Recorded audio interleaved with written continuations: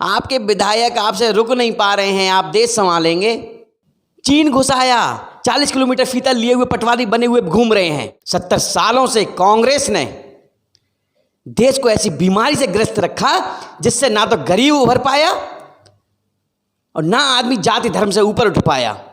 मैं उन कांग्रेसी नेताओं को बताना चाहूँगा कि हाँ, मैं मानता हूँ कि भाजपा कोरोना का वाहन है, लेकिन मान्यवर आपको ये पता होना चाहिए कि असली कोरोना का वाहन कांग्रेस पार्टी है, जिसने पिछले 70 सालों से देश को अपनी महामारी से ग्रस्त रखा और एक सोने की चिड़िया को आज प्लास्टिक की चिड़िया बना के छोड़ दिया। अब बुरा मत मानना, जो सच्चाई है वो मैं कह रहा हूं। जो कांग्रेसी नेता से सुन रहा है उसे सुने, सोचे अपने मन में क्या ये सच्चाई है क्या गलत है। जो आरोप प्रत्यारोप की राजनीति आप करते आ रहे हैं,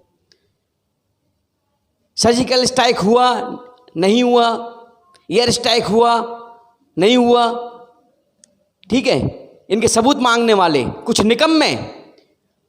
चीन घुसाया, 40 किलोमीटर फीता लिए हुए पटवारी बने हुए घूम रहे हैं।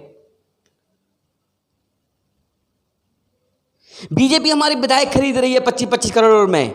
ये अशोक गहलोत जी कहते हैं, हमारे राजस्थान के जो मुख्यमंत्री जी हैं कांग्रेस के, अरे बेच रही है तो बेच क्यों रहे हो? अपने लोगों पे विश्वास नहीं है, क्यों छोड़ के जा रहे हैं वो? कुछ तो कमी होगी। अरे कुछ सोच समझ के क्या करो, देश इतनी बुरी स्थिति से गुजर रहा है, आप चुटकी लेने में लगे पड़े हैं। मैं शुरू से देखता आया हूं। आप ये बताइए, किसी भी कांग्रेसी नेता, जितने भी बड़े बड़े नेता हैं, आपने क्या योगदान किया है इस कोरोना की जो इतनी बुरी स्थिति से हमारा देश गुजर रहा है, इसमें आपने क्या योगदान किया है?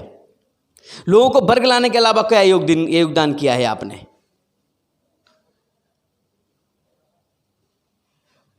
अब बुरा मत मानना, जो मैं बात कह रहा हूं वो सच्चाई है।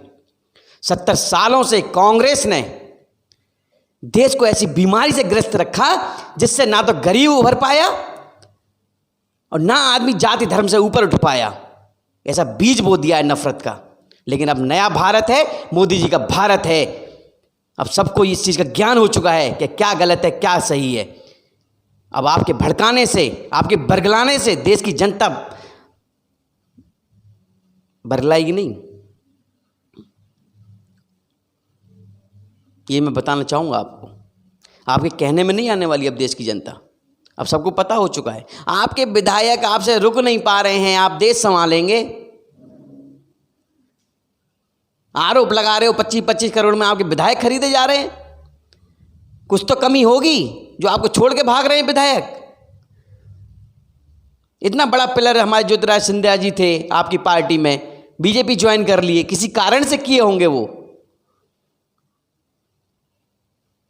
पैतृक संपत्ति समझ रखी है, पैतृक संपत्ति है, हमारा ही हक है बस, किसी और को तो बढ़ना ही नहीं है आगे। यही जो मानसिकता है कांग्रेस की, ये मानसिकता, पैतृक संपत्ति वाली जो मानसिकता है, ये कांग्रेस को ले डूबेगी। ये मेरी गारंटी है, भविष्यवाणी है मेरी, लिख लो आज। फिर जीडीपी की बात करेंगे, कुछ नहीं तो। अगर आप जीडीपी की बात करें तो आप वो साल याद कीजिए जब देश में कोई वैश्विक महामारी नहीं थी, कुछ कमी भी नहीं थी। और आज अगर इतनी बुरी स्थिति से हमारा देश गुजर रहा है और इतनी बुरी स्थिति में जीडीपी दर अगर 1.5% है तो क्या बुरा है?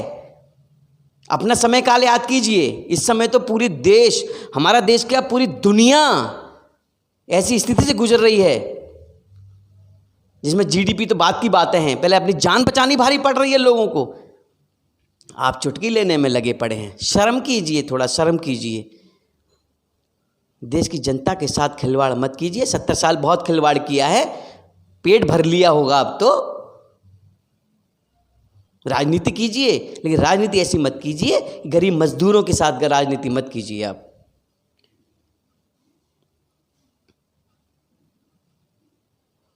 बात है, बात कही जाएगी, सच्चाई जो है वो कही जाएगी। आज मैं कह रहा हूं, कल को और लोग कहेंगे, पूरा देश कहेगा, क्योंकि नया भारत का निर्माण मोदी जी के द्वारा हो रहा है। और इस नए भारत में आप देश की जनता के साथ झूठ नहीं बोल सकते, छल नहीं कर सकते। अपनी पार्टी को संभालिए, अपने विधायकों को संभालिए। चुटकी लेना बंद कीजिए।